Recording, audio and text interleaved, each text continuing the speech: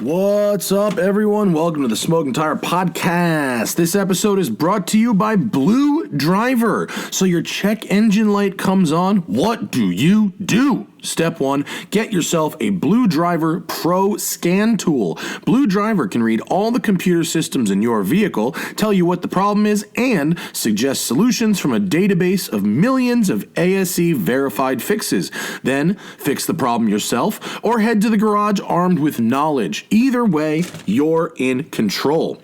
Plus, Blue Driver can do so much more than just read codes. View live data from your vehicle, read freeze frame and mode 6, do a smog check, stay up to date on recalls and service bulletins, and much more. That's why Blue Driver is the best-selling scan tool on Amazon. Don't just take our word for it. Check out the thousands of positive reviews on Amazon. Reviews written by real people who saved a ton of time and money by using Blue Driver. For a limited time, take advantage of our special smoking tire offer. Visit bluedriver.com/TST. That's bluedriver.com/TST to get 10% off the Blue Driver Pro Scan Tool. Don't let your car troubles be a mystery again. Get Blue Driver today. bluedriver.com/TST. Oh, the Brio Beardscape. My, how I love the Brio Beardscape. The Beardscape is a portable battery-powered buzzer. It's got a powerhouse of a motor. It's got a ceramic blade instead of a stainless steel blade, so it stays sharper longer. You don't have to oil it as often, and it really helps cut through those thick Arab hairs I have. Plus, the battery lasts a real long time. There's a power level indicator on the Beardscape, so you know exactly how much shave time you've got left, and it's easy to clean up, comes with a variety of attachments. I love the Beardscape because I used to have the crappy kind of cheap ones you'd buy at the drugstore, you know, like you get them at like a Target or whatever. I kept breaking those. They couldn't deal with my duty cycles. So I got one of those super beast, like steel professional grade barber joints. It was like $300. You have to plug it in, and it's like made entirely of metal. Not exactly practical when you're on the road. The Beardscape has the horsepower of the beastie one, but it's the portability of the cheap stuff and the durability. I've been using the same one for 2 years. It's solid. Go to Brio4life.com. That's Brio, the number 4life.com, and use code SMOKING at checkout. Brio4life.com, code SMOKING at checkout, and get yourself the Beardscape for the best price on the internet. Last but not least, of course, it's Nextbase, the world's leading dash cam brand. These dash cams are now available in the U.S. You've seen the Russian dash cam videos. You know what kind of crazy stuff happens in cars. Be a part of the solution, not the problem. Get that evidence, son. But Nextbase is more than just a dash cam. The Series 2 range includes exciting features, 1440p, the IPS touchscreen, a parking mode, which is sort of like a motion detector for your car while it's parked. Rear-facing and add-on modules allow you to view the inside of your vehicle or the road behind you, perfect for parents or ride-share drivers, and those wary of tailgaters. Get peace of mind while you drive with Nextbase, available at Best Buy nationwide in the U.S. and Canada, or online at Amazon.com. Listeners of The Smoking Tire get 15% off of Nextbase cams on Amazon. Use code 15. Oh, sorry, that's the old code. Use code 20SMOKING. That's the number 20SMOKING. 20SMOKING gets you 20% off, not 15% off, 20% off Nextbase dash cams on Amazon. All right, on this episode of the podcast, my good friend Docta M3 is in the building. Cody is a YouTuber, a Lamborghini owner, an enthusiast, and even you could even say evangelist. And he is a real doctor. He is a surgeon from Pennsylvania. But I love this dude. He's got a great perspective on things, and so it's great to have him in studio. We recorded this before Monterey. He's headed up to Monterey, I believe, as we recorded this show. But it's great to have him around. Docta M3 on the Smoking Tire Podcast. Docta M3. Hey. Hello, Cody. Hey. What's happening? It's been what, 2 years since you were here? 2 years since we did the last podcast. Yeah, That's right. Get that mic a little closer to you. Yeah, because there you go. I'm gonna turn your volume up just a little bit. All right, sounds good. There we go. Welcome back, man. Hey, thanks. It's good to see you. Always good to be back in California, and obviously on the podcast here.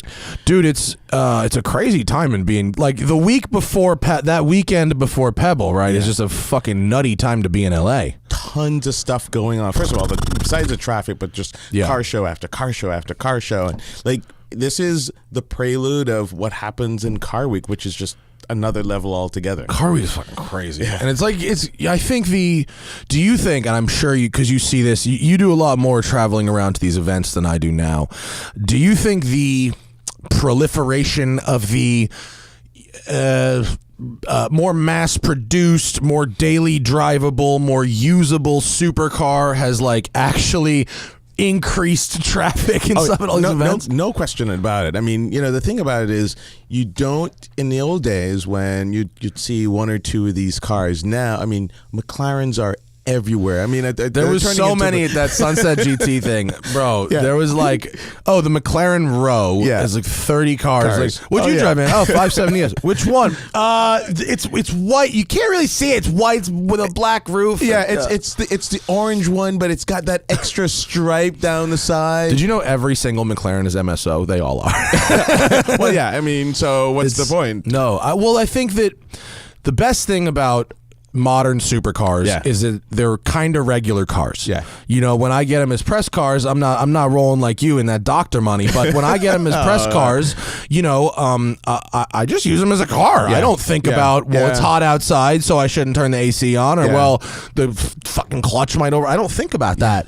And I think that so many more people are able to buy them and use them in our modern traffic society that it sort of perpetuates itself. Yeah, so here's the question though. So does that make these exotic cars less exotic? I mean, I love the fact that because there's no more sacrifice. Yeah. Right? So I mean, you just think about it. You have a Countach. We talked a little bit about it. There's a little sacrifice. I think before it leaves the garage. That's exactly right. Is this the day?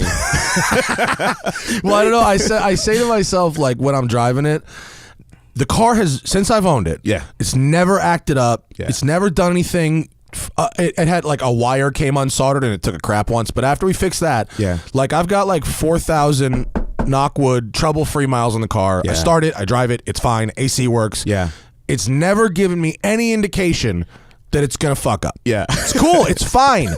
But when it does, no, it doesn't. It doesn't do anything. Really, but I look in the rearview mirror at that oasis-like mirage heat, that Sahara heat coming through the louvers, and I just go, I'm driving, and I look like, on fire yet? Nope, carry on. And it's the answer's never yes, but on the other hand, some of the modern supercars kind of have not given up the propensity for fire. It's a false sense of security, isn't it? It is. But I think here's what I think we're missing from a lot of those supercars catch on fire videos. Is the 45 seconds right before the fire started. That's what we're missing. Because what you find out later is, the dude took the cats out and went to a car show and pulled up his laptop, loaded up the fire tune, and set his fucking bodywork on fire. You know what I mean? My friend Vinny worked at VF Engineering for about a year. And he recently left for a reason completely unrelated to the company's fucking fine. But one of the funny anecdotes about working there was he would man the customer service lines for some of the hours a day. The most common 2 phone calls they would get by far. You want to take a stab at it? Take a guess. Well, we're talking about fire, so it's the fire tune. How do I make my car shoot fire? Shoot flames. And the other one is the burble tune. How do I make my do the burble tune? It's funny if you're Nick at VF Engineering and you're like a tuning genius, you're just going fucking. This is where I use my engineering degree. Is to get bubbles. Can you make my car run worse? Is that possible? It's just the fuel economy. Just go down the tube. Some cars do the burble and do the fire by nature of their configuration. The Aventador has an exhaust about 18 inches long. Yes. That operates like a massive dragster collector, basically. Yeah. And that's why you have fire. But if you try and make your front-engined car shoot fire, you got to do some shit. Yeah. Oh, man. The other thing, too, it's funny because, you know, a bunch of the Lamborghinis that caught fire, the one common thing, a bunch of us were talking about this on the forum, the one common thing that it seemed to be the case is they all had custom exhaust. And what did they do when they do custom exhaust? Remove heat shielding. Remove the heat shielding. Yeah. And number two, Lamborghini did a recall on this. There was an evap problem on the driver's side. That's where all the handling and stuff is. So the vapors were on that side. So you have vapors, you've got no heat shielding. So now you've got a new exhaust on the fire tune with no heat shielding around it. Yeah. I think that on some level, yes, supercars, you have to deal with noise regulations and emissions and the same stuff that regular cars have to deal with, and they should, right? And they totally should. But I think a lot of people, and I don't necessarily mean the people who make the products, but also the people who install them, and I think a lot of them undervalue the testing that goes on at the factory level. Oh yeah. And in some cases, when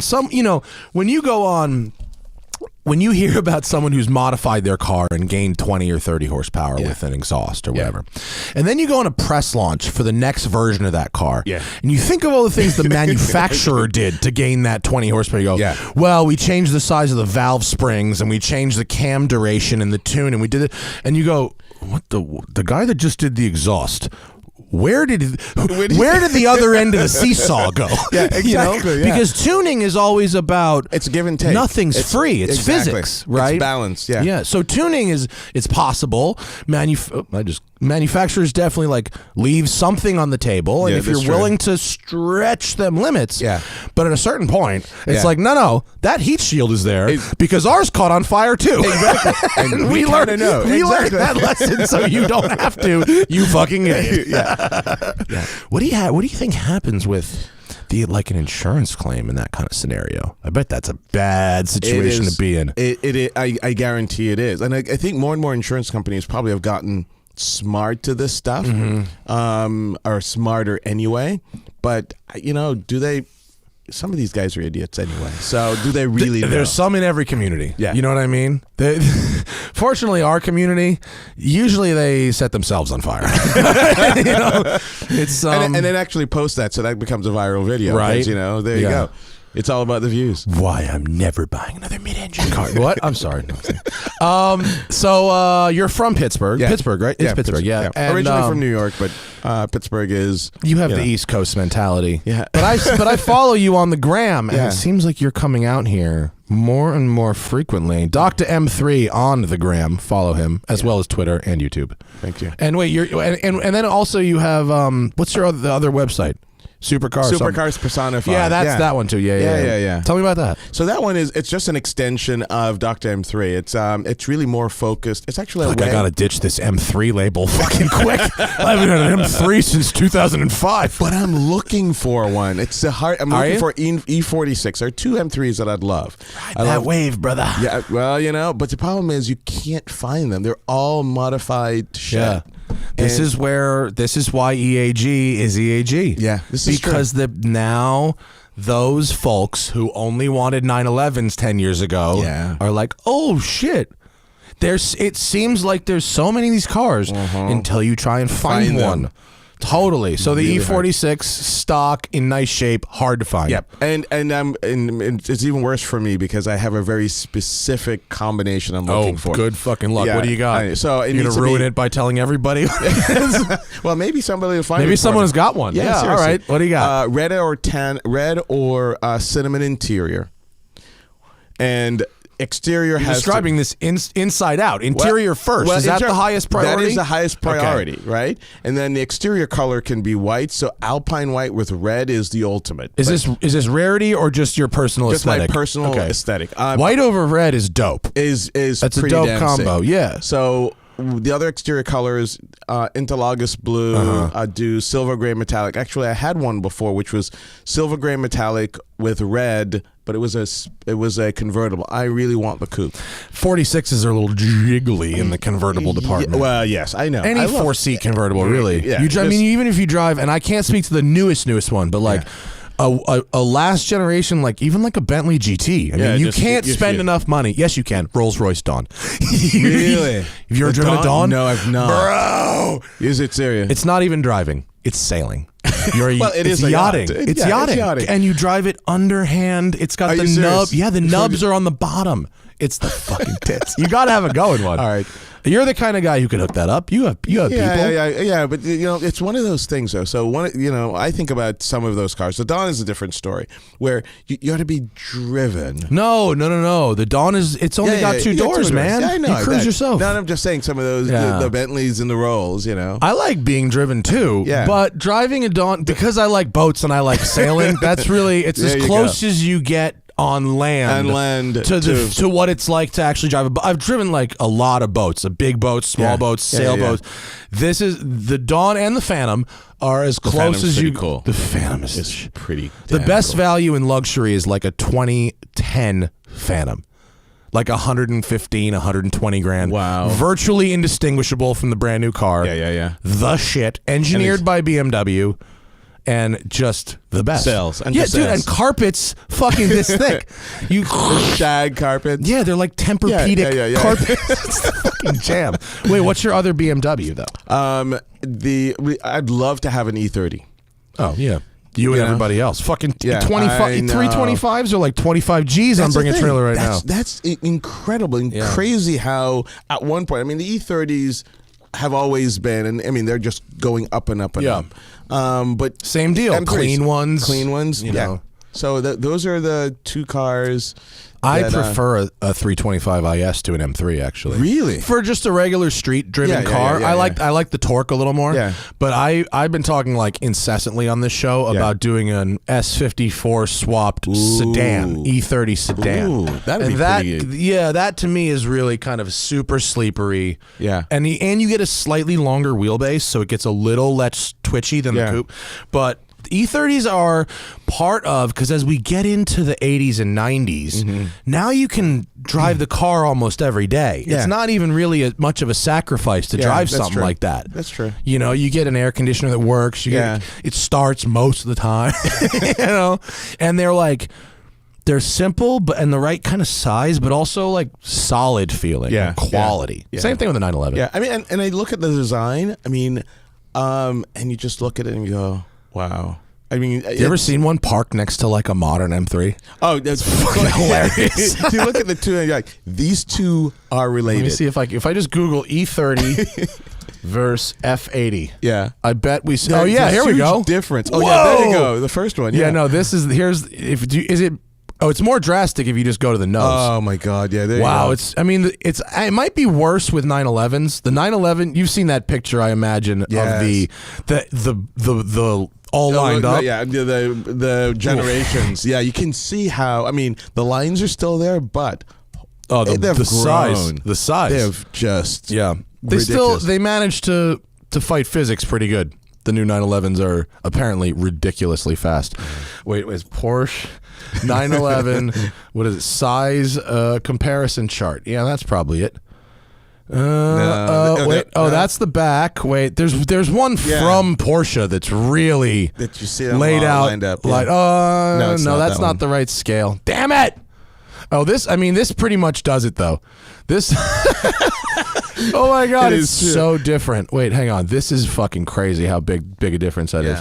It's really insane. Because volume grows like cubically. Yeah, cubic. Yeah. You know, it's what is same thing with yachts. We won't go, get nerdy. You want to go do the math for me? No, do you know the math? I was going to talk about the size of a sphere, how it grows. So you're right. It's like pi r squared. Yep. Knowledge. So you've been driving around that purple thing for a minute, looking good. How many miles you got on that thing now? This thing has over 13,000 miles. Does it really? Yeah. I mean, in a year and a half, I've never driven $13K in 18 months. That's strong. Good for you, dude. It's on a trailer someplace, going someplace, and driving. Yeah, you basically ship it around and to go on vacation with it, right? Or do events and stuff. I've done a couple of rallies in it.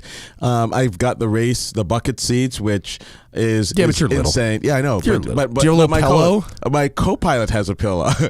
Ultimotive is what 6'2", 6'3". Yeah, and so there's a little wedge behind his back. So we're actually talking about a custom because we did the SVJ. We'll talk a little bit about that.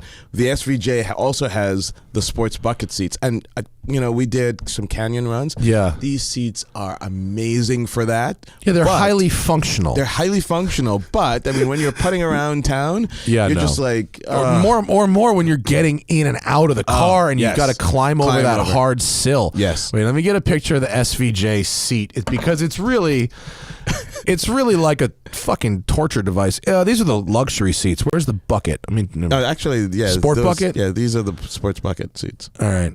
Yeah, I don't think this image really does them justice. Because they don't really show the hard lowers, but and if you look at like the Senna seats by comparison, dude, Senna seats is like a torture device. Yeah, it really is. Look at this. That is your patty. This you're about to be executed. Actually, this is your last ride. I drove a 600 LT that had these seats in it because they're optional, and I had bruises on my thighs for like a week. I can't believe you drive around 13K in those buckets, man. You're a beast. Torture, but I love it. You know what? It's been so rewarding this entire time.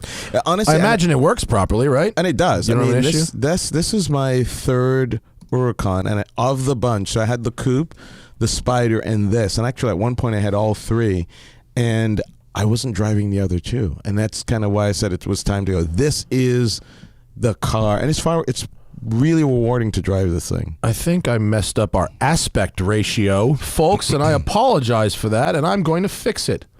I'm going to make our aspect ratio better so we don't fuck this up again. And that will fix it. I was tired of seeing incorrect aspect ratios. Oh, that hasn't fixed it at all, has it?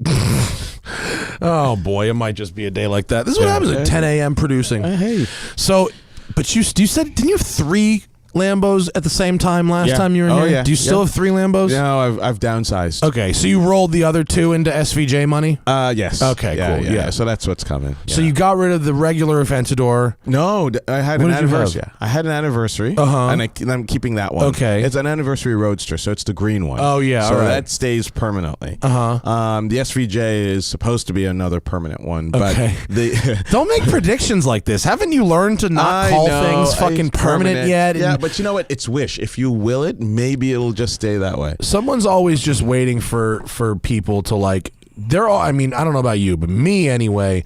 They're always waiting to be like, you remember when you said this fucking thing? And I don't know. Yeah. It's true.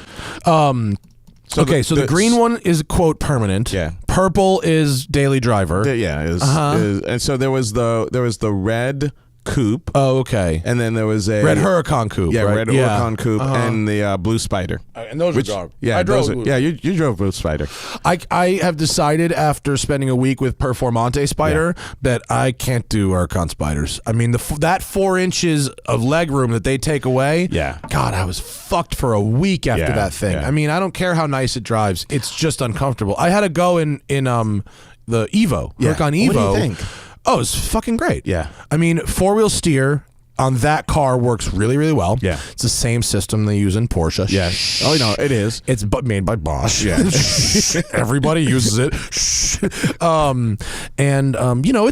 Performante speed, but it's got regular seats and, regular stuff, and so it doesn't kick the crap out of you. Yeah. And it's lovely. Yeah. It's lovely. I did find that the sport exhaust they use on the highway, right between like 70 and 80, droned in sport mode. Really. So I kind of had to go into quiet mode then, which was a little disappointing. Yeah. But I mean, look. Yeah. Minor. Otherwise, a perfectly civil, fucking crazy fast Lamborghini. Yeah. I love the thing. I'm still partial to the perfect one. It's a little bit lighter.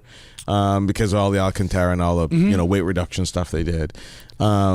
But yeah, I mean, if you're not like I'm like broken. Like you're not broken. You don't need this shit. You don't need the concessions I need. So the SVJ. Yeah, I had to go on the racetrack. Yeah. Did they let you drive one?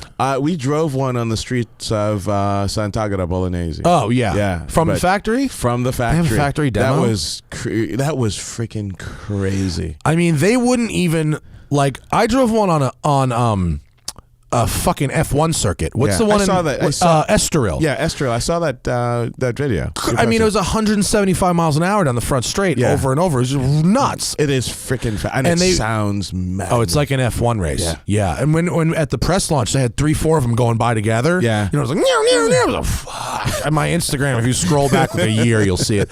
But it was so much car, they wouldn't even let us drive them on the street at all. Really? And yeah, Johnny Lieberman got to go over like the next week, and because Motor Trend, I'm hating. I'm hating openly.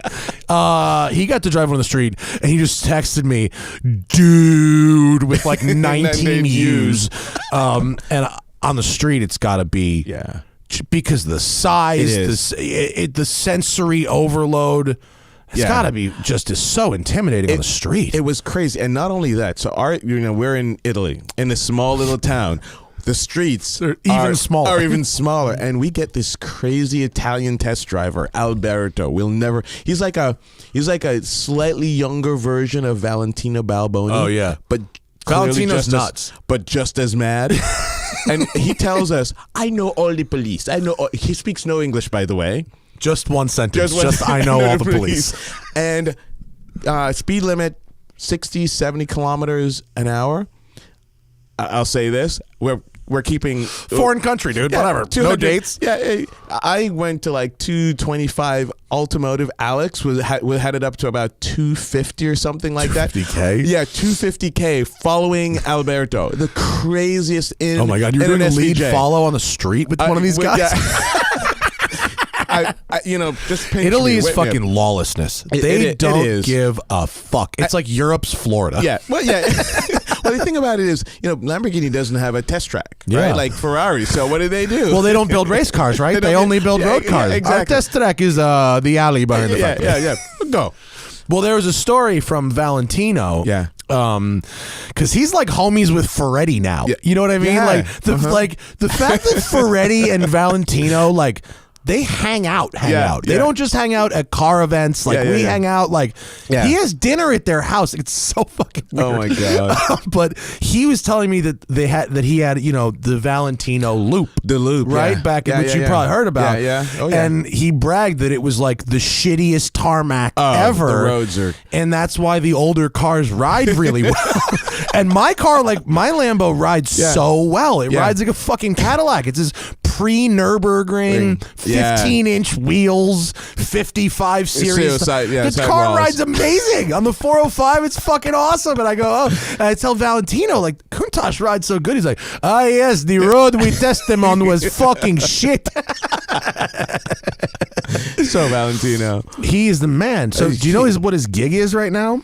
I mean, doesn't he just go around to? He's Valentino. Yeah, he's Valentino, like professionally. Yeah. Makes appearances and fucking he should be. No, he's got like a parts, a vintage parts business, like in Jersey. Really? Yeah, I had to call him for suspension end links. I had no idea. Yeah, he gets parts for like Countach's and Muras and shit. This is awesome. Yeah, he can hook it up. If you need vintage parts, like Valentino will hook it up. I do need a vintage Lamborghini at some point, but they're so freaking awesome. Yeah, are you going to go vintage? Do you like the vintage? Oh, I do. I mean, I think, I'd love at some point to have a Countach. Mm-hmm. Of course, by the time I get ready to get one, it'll probably be some ridiculous number. Trade me straight up for the SVJ. There we go. This is how we do it. No, you can have one if you wanted one because you're not. Space. Oh, totally. Yeah, I can solve that for you too. Wait, see, I was going to say no.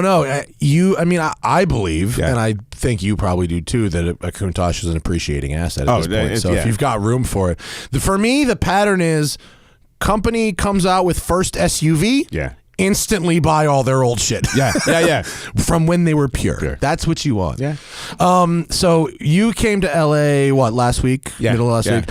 How many events did you hit up between then and now? Oh God. A shitload. Right? Yeah, a ton of them, and they're all like maddening. Like we went to the Protective Film Solution one. Here's your photo from that. Yeah. From Protective Film Solutions it was a real neat show. I thought down in Costa Mesa at their factory. My homies at Moon Goat Coffee made the coffee, and it was like Ferrari Day, I guess. Oh God. So there was like. This pista with the blue and yellow, that shit is hot. That's hot. I took a picture of it. Obviously. It's the only picture you took posted. But only one I posted, but holy cow. That color combo rules. Yeah. And, but I think it was a great show. I met a lot of nice people, but I also think all the shows I went to this weekend, it was really just a lot of the newest, most modern, most optioned supercars, and I didn't see a whole lot of creativity, actually. I was a little disappointed in that. Well, so goes back to the conversation we just had a few minutes ago, right? So when these things become more and more accessible, I mean, even here in California, and I was talking to a friend at Sunset GT about this. You see, where I live, you don't see a LaFerrari. So when you see a LaFerrari, it is like the second coming. You're like, what? Yeah. And here you've got sheer. I mean, you have all these things, and they're just rolling around. They're parked on the street. So it's the newest, greatest. It's expensive, but to some extent, where is the, like you said, the creativity? Where's the stuff that's just like? And for me as a car guy, I mean, I love cars across the board. I mean, I have an appreciation for the old stuff. I may not know them very well, but when I'm at a car show, I'll go up and talk to somebody like my buddy Tim. Can't Stop Driving. I think he showed you his blue Mustang that he's in the process of restoring. The 67, right? 67. Yeah, that car was really neat. That is pretty neat. Yeah, it's like a 67, and he's kind of doing his own sort of pseudo Eleanor thing, but unrelated to the movie. Yeah. And he's just trying to be creative. Actually, here, pull him up. What's his ground? Can't Stop Driving. That's a good one. And actually, we went into the Can't Stop Driving. And hold on. I want to get a better picture of the car. Here's a good picture of the car. It's got a sort of clean Trans Am-y thing, but with a bit of an Eleanor sort of flair going on. Yeah, it's nice. And for what he's planning to do, he's trying to he's being creative with it. He wants to keep, obviously most of it, but he wants to put a little bit of a touch that's him, right? Yeah. Well, I that's kind of what I'm seeing a lot of at the low and middle end of the spectrum. Yeah. The E30s, the old Benzes on bags, the stuff like that, the time attack builds that I'm seeing. There's like so much creativity, but at the higher end, I'm seeing less of it. Yeah. I do see a lot of preservation. Yeah. If you go to Malibu, a lot of originality, a lot of old shit. Up in Malibu, Calabasas, you get that.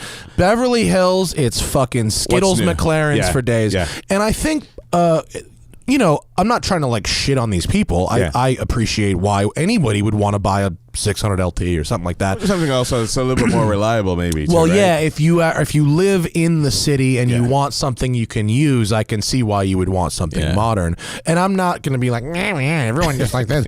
But I just, at a car show, not only it seems in some of these shows I'm going to that the creativity and the diversity isn't really celebrated as much as McLaren, Ferrari, and Lamborghini only parking. The newest, it's the newest versions of everything. I get it. Yeah, I get it. I just like the variety. And sometimes that's why a Midwest car show is amazing. Yeah, so that's and a few of us started Pittsburgh Cars and Coffee years ago, and that scene there, our show that's every 2 weeks, is a true variety of cars, right? So we have some old school stuff, we've got some tuner stuff, we've got the mid-range, we have a couple of hypercars that show up.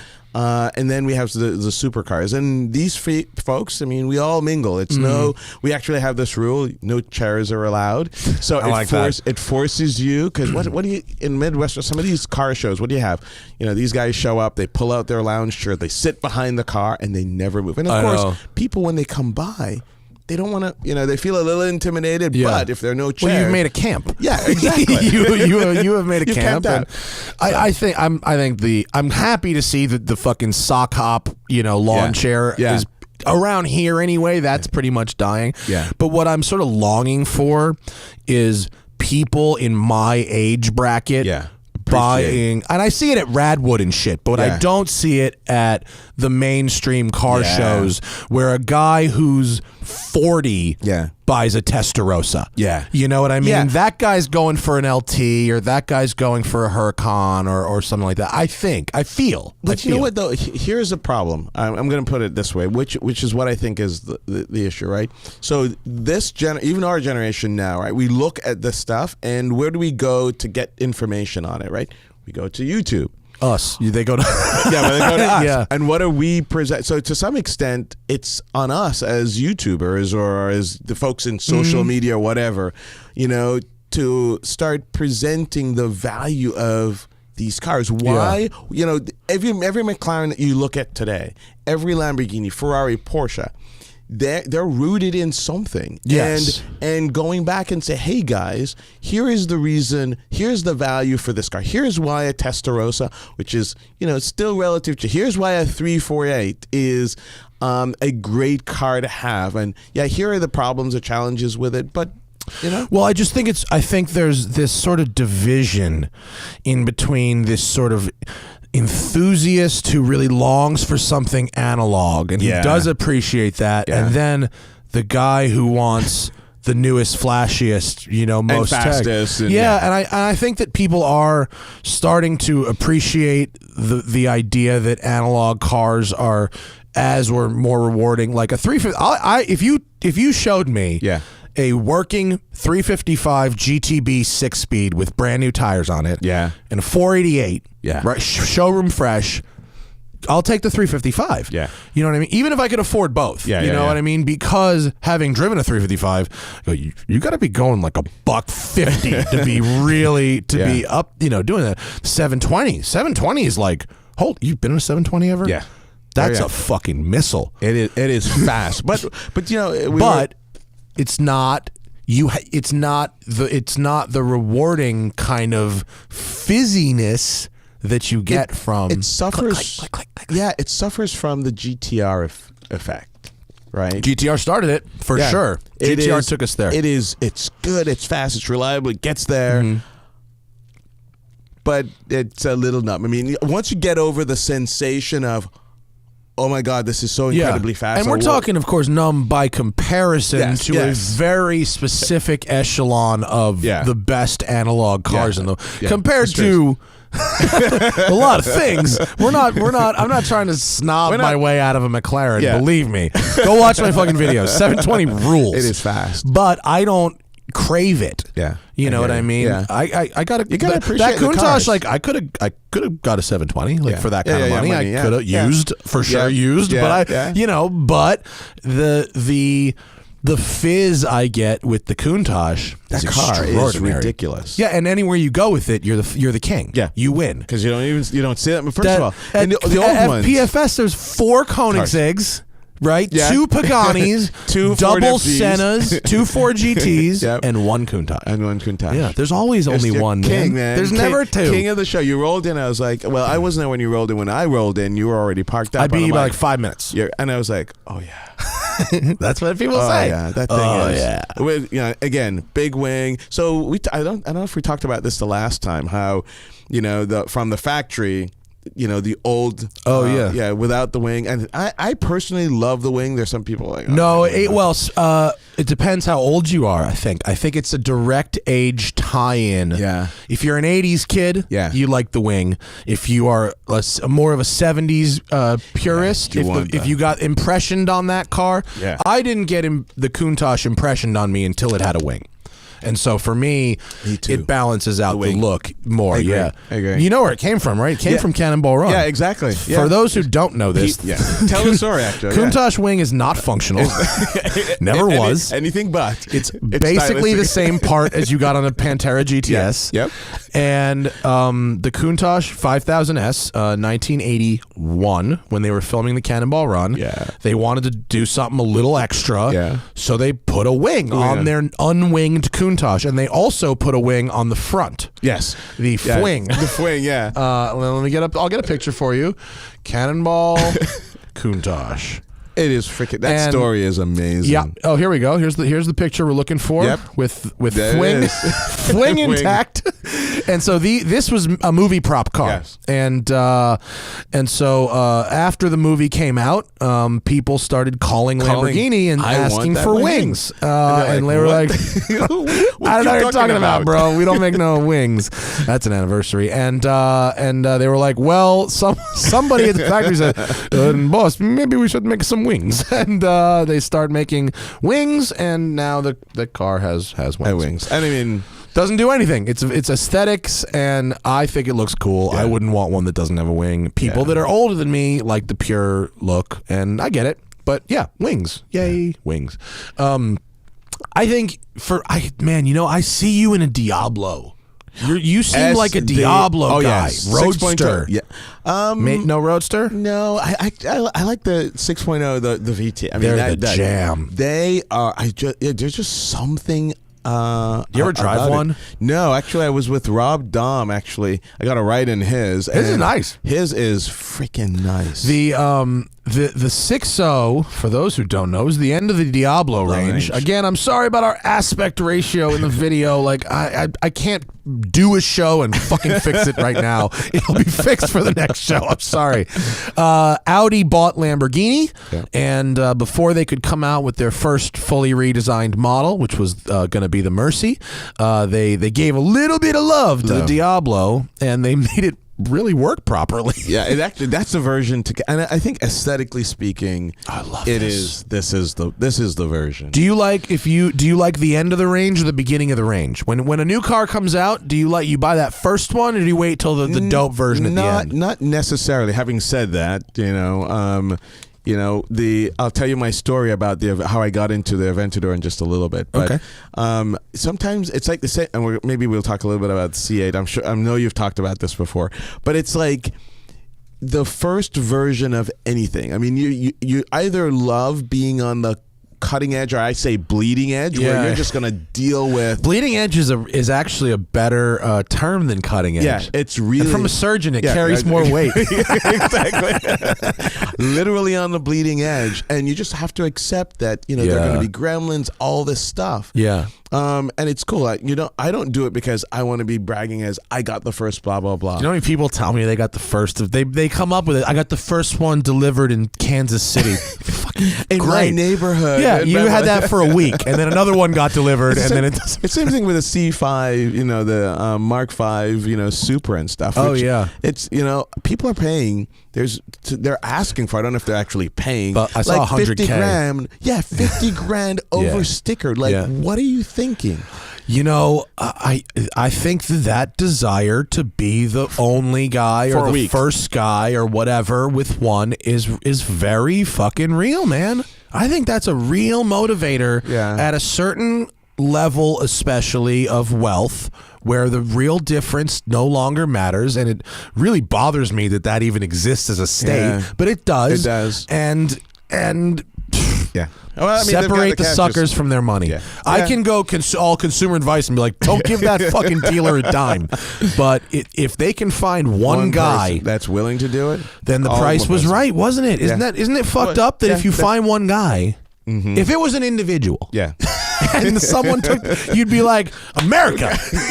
God bless America. I mean, and there's someone, and I'm sure they'll find somebody. There is, but so you want the last version when they work the kinks out. You think? So the SVJ for me is that. I mean, I actually talked to the factory about this. Like, listen, and you heard that they're pushing the Aventador replacement back by another year or two because they can't. We were talking about this, figuring out the powertrain. Yeah, I've heard hybrid V12, right? Yes. Like mild hybrid. Yeah, and that's what I was thinking. They were going to use the LPI 910, the Asterion.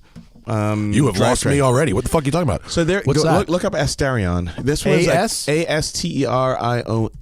It was the Asterion. Wait, hang on.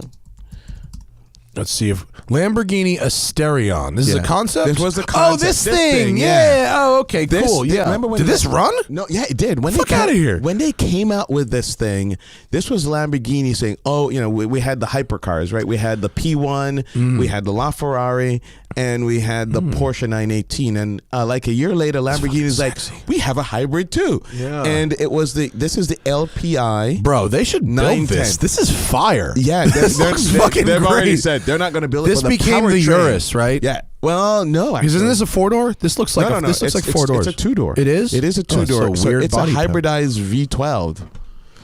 And It looks awesome. Yeah, but they're not building it. They should. They're not building. Can we get one of those petitions going? This looks fire. Yeah. If you're just listening to the audio version of this, when you get home, look up Lamborghini Asterion concept because it's fucking sexy. Yeah. This is running. So this is a real drivetrain, 910 horsepower.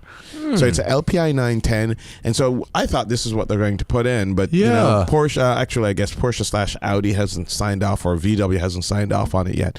So, but I've been told SVJ, so they're going to be like like they did with the Gallardo, special versions, of the Aventador S. They're going to keep doing that. Oh, the limited edition ones. But they're not. They're not going to go above SVJ, right? No. That's got to be. Is it? Yeah. SVJJ. Yeah, no. If you want to piss off 900 plus, I don't know how many roadsters they're going to make. There's a lot of cars. SVJ manual. Yeah. That's going to be the end. Really, fuck.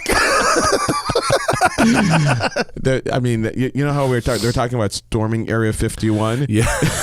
People storm Santa Gata. It's like 30 angry dudes just waving gold Rolexes and their gold pitchforks.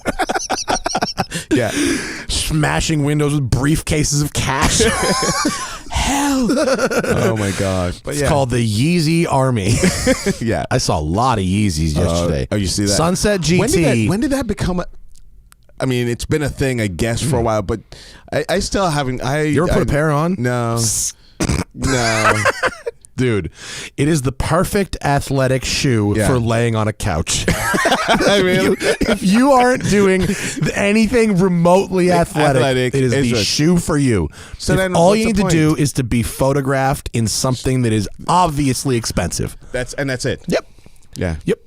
Sunset GT yesterday, I think, considering the shit show it was, the organizers did an amazing job keeping things under control. Yeah. That was the definition of a car shit show. Mm-hmm. But did you see at one point, I don't know who they are, some children, I will say they were children, drove in a line of 2 Paganis, 2 LaFerraris. Yes, I saw this. It was 4 Asian children. Drove in about $12 million in cars. Yes. What planet are we on? No, actually, it's way more than that, because one of them. I thought it was a Naperta. It's not a Naperta, but these things. I mean, you look at them and go, where? What? There's some what cash. Humans suffered for that? Because someone somewhere definitely did. I don't know, amazing, man. Yeah. It's a weird ass world we're in. Yeah, well. In terms of like just what I see in front of me. Yeah, my eyes are not lying to me. You know what I mean? Yeah. And I don't know, if I had that much money, I'd probably buy a LaFerrari too. But I don't know, if I had that much money, I'd let my kid fucking drive it. And well, that's the thing too. I mean, that's likely not their. In fact, I know a couple of them. Know of them because I've seen them on Instagram and stuff. That's not their only hypercar. So that's. Are those LA low? I don't need you to like. We don't need to like. No, they're we're not going to shame them. But they're like just local, just local. Regular people. Yeah. Well, I don't know if you're how regular. Nobody's regular with a fleet like that. Yes. But all right. But they're just. Can I have a 1 to 10 on likely level of shadiness? I don't know if I know that detail enough. All right, I won't put you on the spot. The cars themselves seem to indicate shadiness level orange. They've got. Yeah. Okay. Yeah. Monterey is this week. Unfortunately, I'm not going. Yeah, that's kind of a bummer. I do my every 3 years. I can't go every year. It's too much. It makes it special then when you do it like that. I've been going every year just because there's just so much stuff. Do you treat it like work or do you treat it like vacation? It's for me. I combine it as a part of vacation. So I mean, when I'm not doing what I'm doing, this is my way to kind of refresh and. So I forget you have a real job. You're not like this isn't what you do every day. So I'm like, broadcasting. And you're like, I could be cutting someone's fucking spine open right now. I'm not covered in blood. This is good. This is very good. So what's your schedule for Monterey? What are you gonna hit up? So what we try to do. So we're always obviously going to see the concept lawn. We may get to, for me. All of Monterey is a car show. I mean, this is just the thing being there, just so crazy. I mean, we talk about these shows down here in LA, but you go there and you'll see and it's not about the money, right? Well, for some people there it is, but you see a $20 million car, $30 million car rolling down the road, parked on the street. I mean, the stuff that you see. The traffic is worth going. That's it. It's just watching. I mean, it's a car spotter's paradise. Next year when I go, because I'm going to go back next year. Yeah, I'm going to bring a Vespa. Ooh, yeah. And I'm going to ride the fucking Vespa there from here.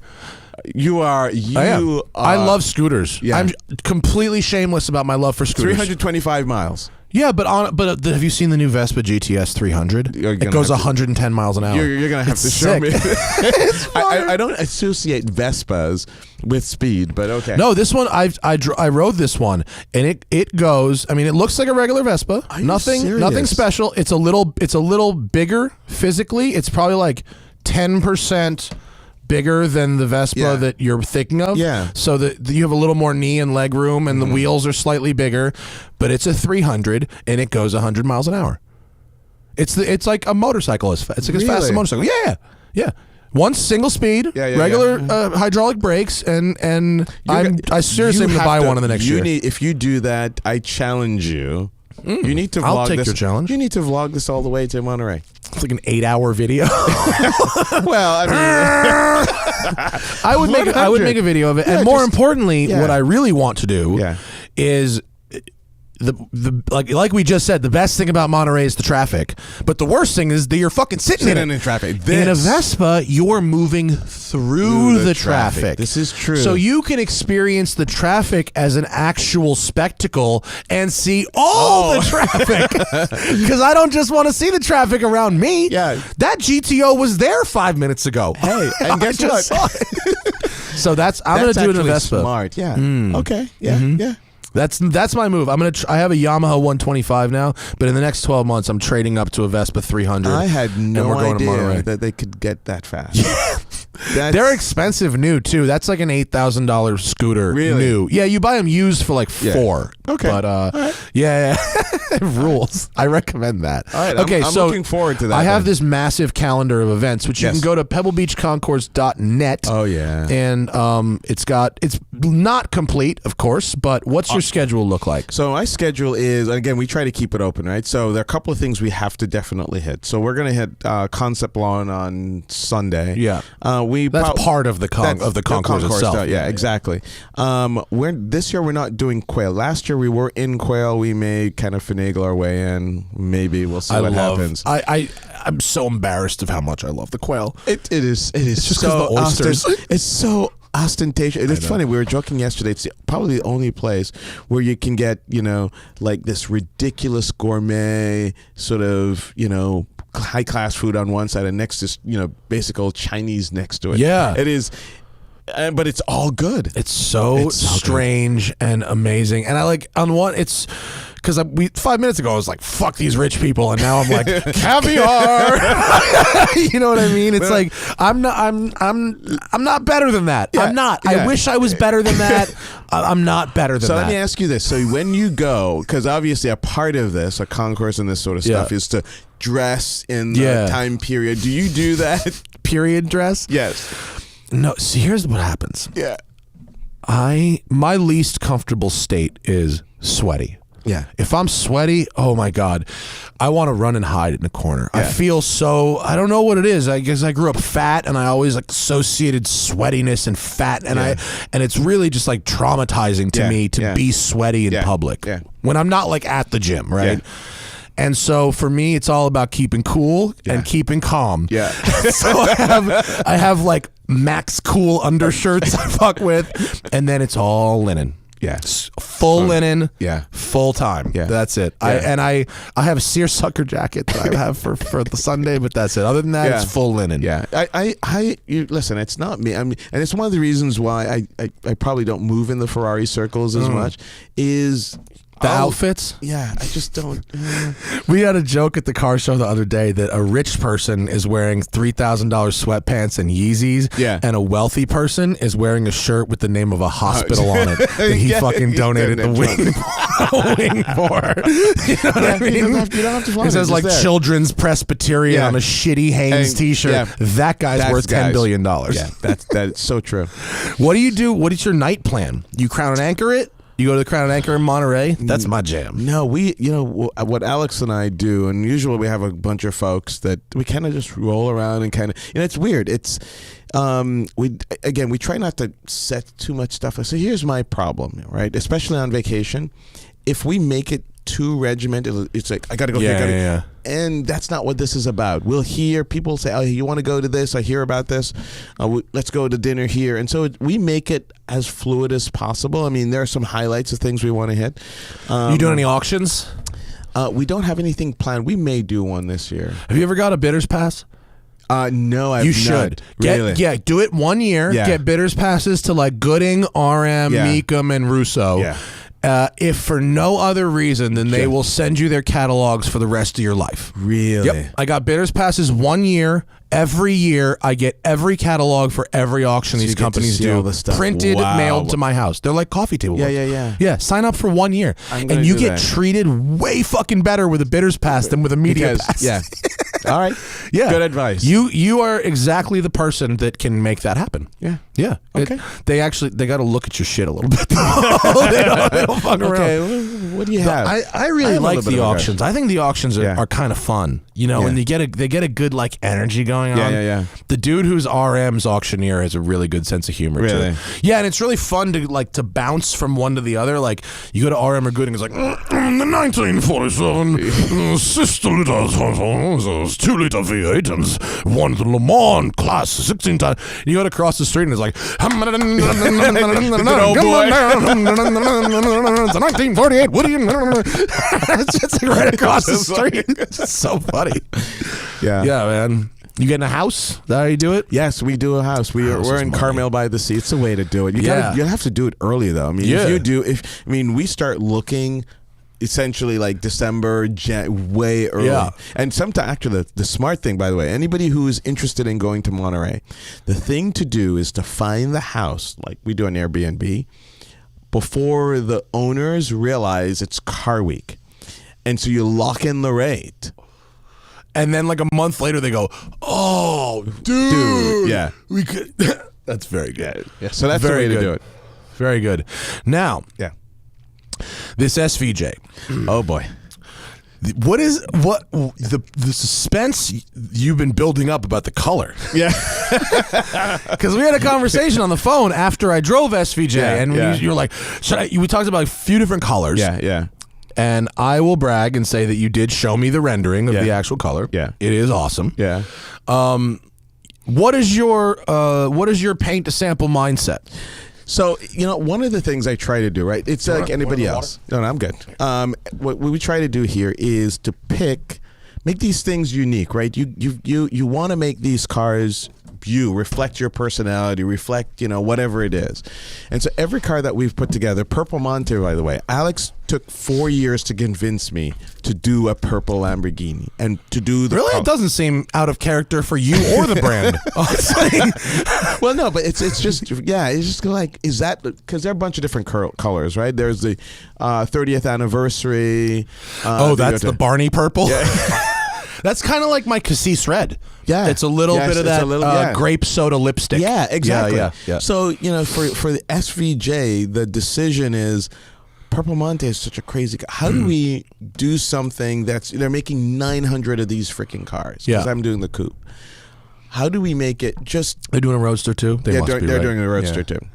So they haven't told us how many. We're thinking maybe 100 less, so maybe it's 800. So when you think about it, they're doing, what is that, 1,700 cars. The Anniversario is, they're 200, 100 Roadster, 100 Coupe. So that's why that stays. But we want to make this unique. So Alex came up with a schema for a color design, and we've spent months. In fact, we first spec'd this car a year ago. Yeah, like August. When I went on the launch. Yes. Yeah. That was a year ago.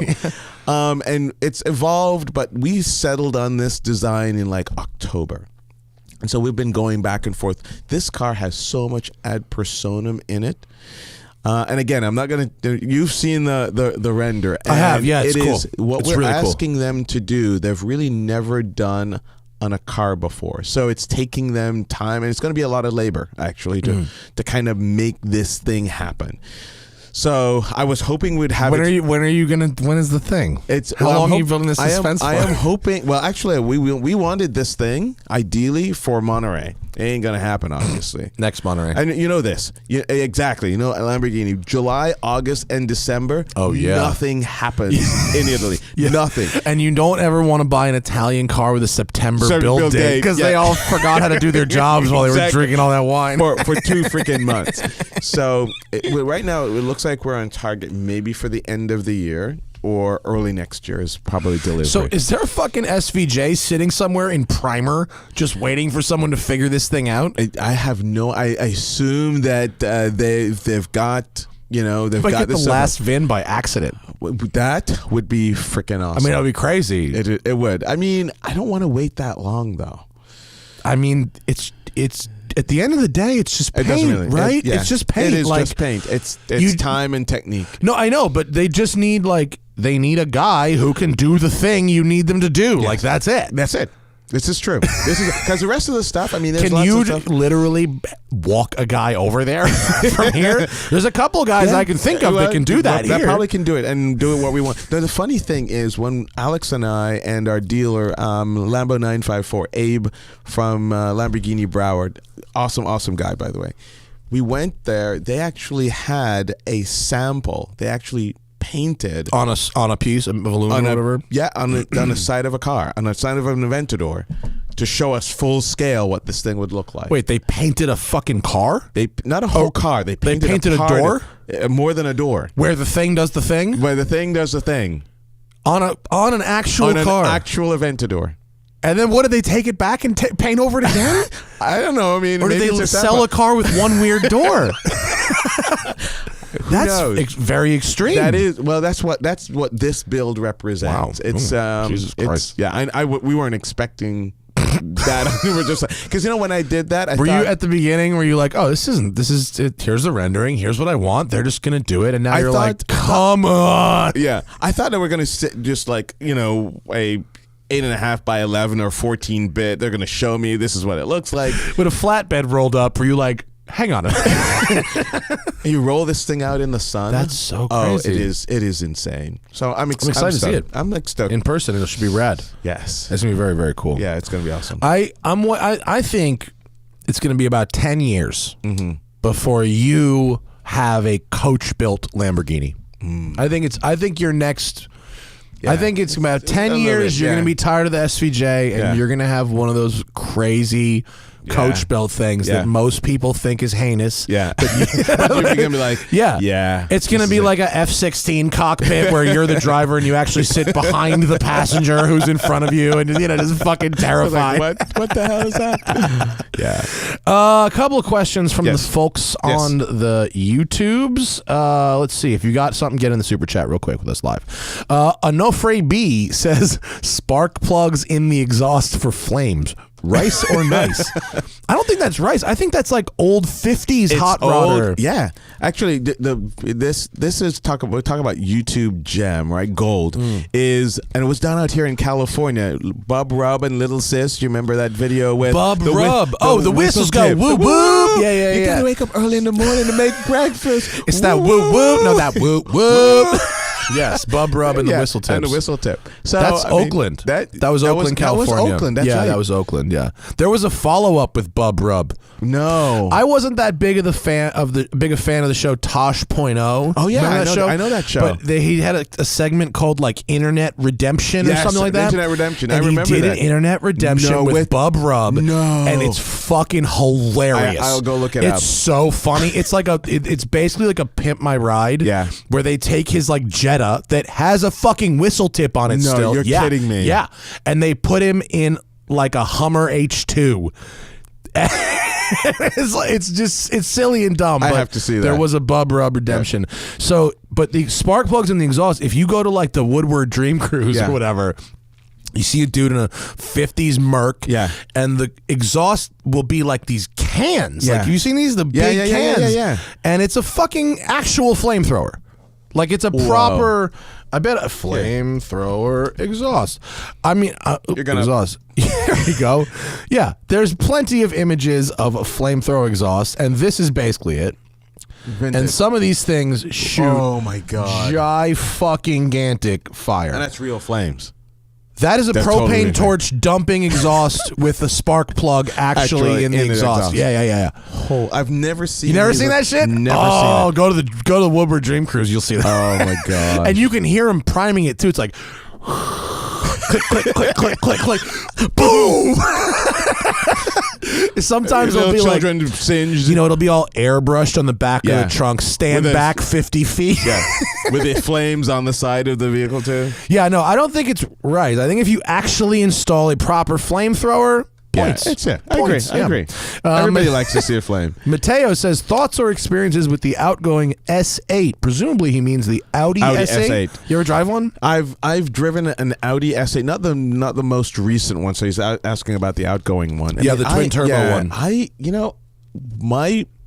My favorite S8. I'm not a huge Audi guy, but a buddy of mine is in the UAE.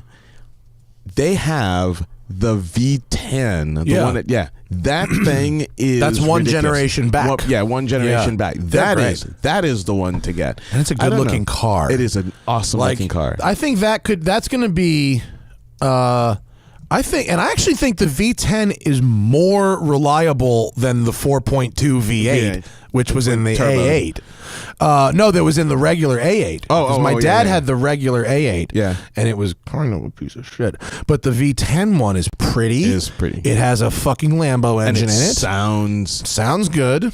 Mm-hmm. That's a classic. Yeah. If you can find one that's in good shape, it's a classic, man. I drove one once and it was lovely. Yeah. It was nice, yeah. And you can make them sound kind of like Lambos. They make exhaust with those. Rally Road says, thanks for all the great content. Best, most fun used rear-wheel drive sedan under $30K. Should I get a Chevy SS? Well, they include the Taurus SHO here, which is not rear-wheel drive. It's not rear-wheel drive. A Charger, etc. Chevy SS is probably your best handling. Yeah. Although under 30K gets you like a nice 3 Series too. Actually, even under it depends on how far back. I mean, I love the V10 M5 or M6. Yeah. So rear wheel drive. Save a little on the side. Yes. Yeah.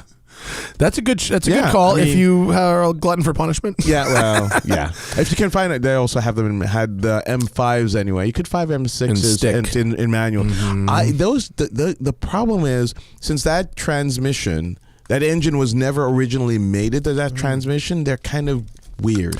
I drove a couple manual ones, and they're better than how the SMG feels now, in period. The SMG. I said the same thing. Yeah. In period, it was like, oh, the SMG makes more sense. Yeah. Now, I drove one recently. I was like, oh, my kingdom for a stick.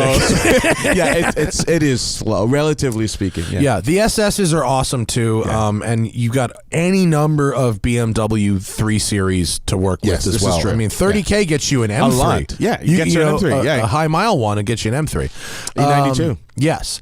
Aaron Friedman says, also, to go back to his, Lexus ISF. Oh, yes. Gets you into an ISF? This is true. Yeah.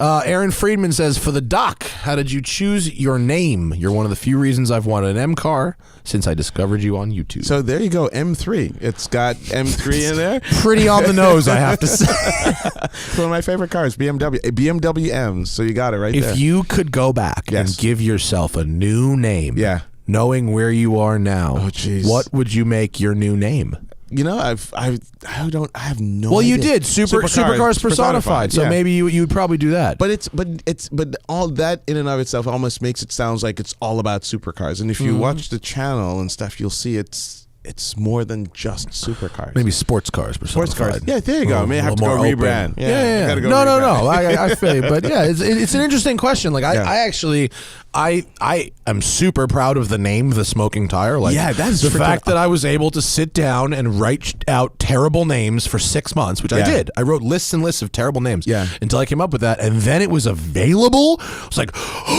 and it was like the feeling that I had when I got the email that was like, you have registered thesmokingtire.com. I was like, oh, that's yes. Incredible. Yeah. I almost had Drivers Anonymous, like Alcoholics Anonymous, but for drivers. And I think someone else actually did that later. That's actually another good one. It wasn't bad. Yeah. One was okay. Smoking Tires is better. Actually, it's funny. I created another YouTube channel, actually, which is now run by a good friend of mine, and he's just taken it and taken off. It's called Ignition Tube. Here. What's it called? I can't play videos, but No. Yeah, just Ignition Tube. Ignition Tube? Yeah, it's a YouTube channel. Ignition Tube. There it is. Yeah, that's my buddy Eli who runs this channel. 51,000 subscribers. And he's got, he just does a lot of stuff. He's mostly Volkswagen. Oh, he looks like an Audi man. Yeah, he's an Audi man now, but it was Volkswagen and stuff before. And he's built this channel. There's so much good stuff. And one more, I got to plug one more person. Tedward. Who's Tedward? Tedward is these are a bunch of my buddies who are YouTubers that we hang out and do a lot of stuff together. Oh yeah, so he's I like his BMW guy. Autobahn like logo. To a T. Yeah. That's really creative. When someone comes up with a very simple, elegant solution like that, that's very good. Yeah. Okay, Tedward. So these are the guys, they're up and coming YouTubers that are just solid folks that we will do events. They come to Pittsburgh, I go to Boston and Florida and stuff, and these are like guys that just do good solid YouTube videos that I love. Is this you drifting in snowstorm? Performante drifting in snowstorm? That video of his went viral. It's got 3 million views. Yeah. No, that's not me. Oh, that's a random? That's a random one. Do you have snow tires for yours? Do you drive your car in the winter? I have not driven my car in the winter. I've driven it in the winter, not on snow though. Do they make a snow tire for that car? Yeah. Dude, I have a friend in fun. Chicago that does that. You got to get down on that. Or is the stereotype true? Do you not fuck around with snow? Good one.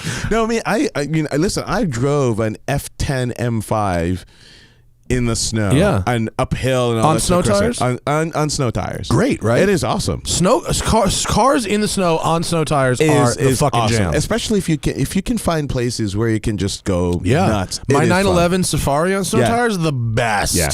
But even like Monticello Motor Club in New York, you know them? Yeah, I know them. When it snows there, they do snow track days. Dude, really? And you can get out on that if you want. But you should, dude, all the guys, I talked to the guys at Porsche, the guys at GM. Yeah. At GM, when they were testing the ZR1, the outgoing one, they ran them cars all winter in snow tires in Michigan, and no one had to get rescued. And the ZR1. Really? Yeah. They have a snow tire fitment for the GT3 RS in Germany. Preuninger drives his all winter on snow tires. That is awesome. Yeah, that's they're the way to do gangster. it. I'm super about sports cars in winter because the dynamics are still there. Yeah. Loose surface. I mean, they test them in all those conditions, so it makes sense. Terrible One 569 says, should I get a C6 Z06 or a C7 Grand Sport for a few track days a year, fun on the weekends, and I sold my Focus RS because the ride was bad. I say C7 Grand Sport. I would say it's Grand Sport too. I agree. You get the performance of the C6 and you get the newer technology. Newer chassis. Yeah. And I agree. And I think the LT1 is actually in real world a little better than the LS7 on the track, I believe. I agree. Sean said, especially if you're not starting with a brand new LS7, you're starting with someone else's who fucking knows what. You know what I mean? Sean Smith says, pick for a first 911 3-season daily driver, manual transmission, $90,000 budget. That's a good question. That's a good budget.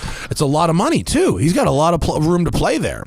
I would say you can get, well, if you're feeling gangster, which you could, you can get a 997 GT3 for that.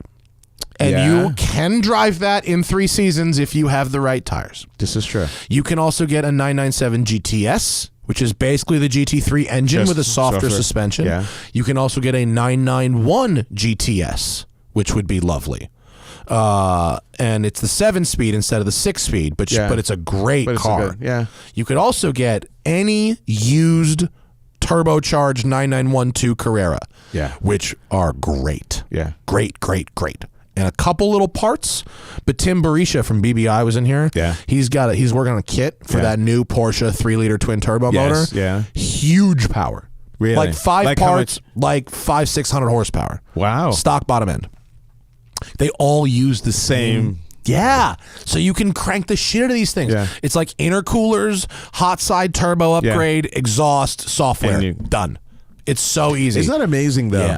Yeah. It's incredible. My other move, if the S54 sedan doesn't happen, is a lightly used Carrera T, because they're really rare. And they've got rear steer and the good diff. Send that to Batim, like 5 Gs, 600 horsepower. Rear drive Carrera T. Wow. Hell yeah. All day.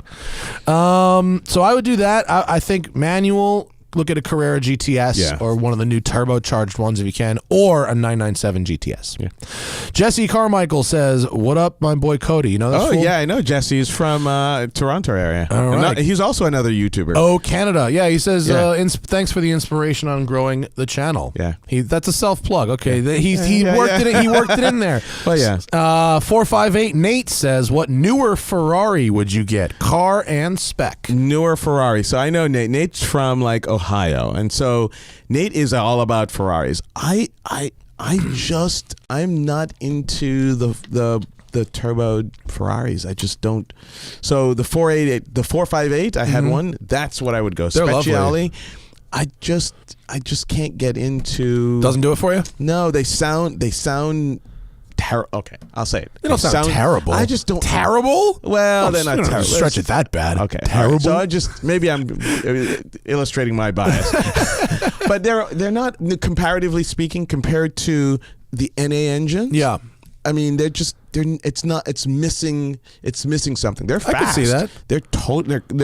They're seriously fast. There's no question there are better cars. The 488, I've not driven the Pista.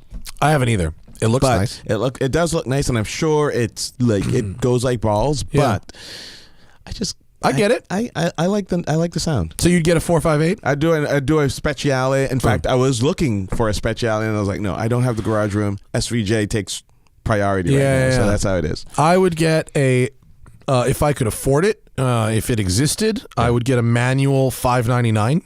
Ooh, I think they made 6. Yeah, you were actually saying that. I have driven a manual 430, several manual 430s. A manual 430 Spider with like a Capristo on it is really something fantastic, and I would very much like to have that. I bet. Okay. Yeah, there we go.